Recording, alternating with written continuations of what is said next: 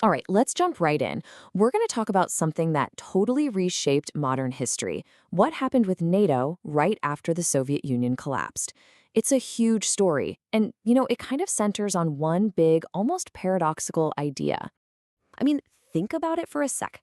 A military alliance, a guarantee? Usually, when you hear military alliance, you're thinking about defense, right? Pacts for going to war.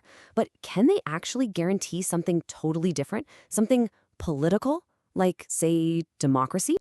And look who said this. This is what makes it so fascinating. It wasn't some four-star general or a defense secretary. This came from Václav Havel. Now, if you don't know, this guy was a playwright, a dissident who was actually jailed by a totalitarian regime. And then he became the president of the Czech Republic. So when he says something like this, you've got to stop and ask, okay, what on earth did he mean by that?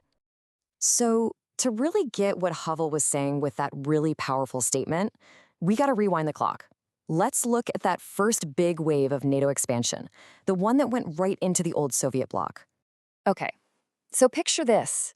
It's 1999, the Cold War, officially done. The Berlin Wall is history, and the map of Europe is being completely redrawn. And this is the year, this is the moment, when NATO makes its first historic move eastward, right into territory that used to be aligned with the Soviets. 3. That's the number. And yeah, it might just look like a number, but its impact was absolutely massive. This wasn't just some minor adjustment. No, this was a geopolitical earthquake. We're talking about 3 nations, once tucked behind the Iron Curtain, about to officially join the West. It completely changed the security game in Europe. And here are the countries we're talking about: Poland, Hungary, and of course, Havel's own Czech Republic.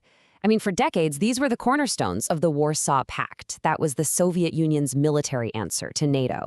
So for them to turn around and join the very alliance they were built to oppose, that's a huge symbolic flip of the script. So here's the really crucial part. For guys like Havel and for the citizens of these countries, this wasn't just about tanks and jets or strategic locations. Not at all. This was about locking down a future they had fought so hard to win. And this timeline just lays it out so clearly. 10 years. That's it. Just a single decade is all that separates these countries from being under Soviet influence to being full-fledged NATO members. And that decade, wow, it was such a fragile time. They were building brand new democracies from scratch, all while living in the shadow of their massive, powerful neighbor. Which, of course, brings us right back to that central question. How can a military pact guarantee a form of government? It sounds like a stretch, doesn't it? But if you look at it from their perspective, the logic was perfectly clear. So here's the secret sauce. The guarantee wasn't that NATO soldiers would show up to run polling stations. Not at all. The guarantee was security. It was like putting up a giant security umbrella. This shield protected these brand new, fragile democracies from outside pressure, from being bullied. It basically gave them the space, the breathing room, to let their democratic roots grow deep without living in constant fear. And that really brings us to the big takeaway here. This whole idea completely reframes what we think of military alliances for, especially in the world after the Cold War. So let's look at Havel's quote one last time.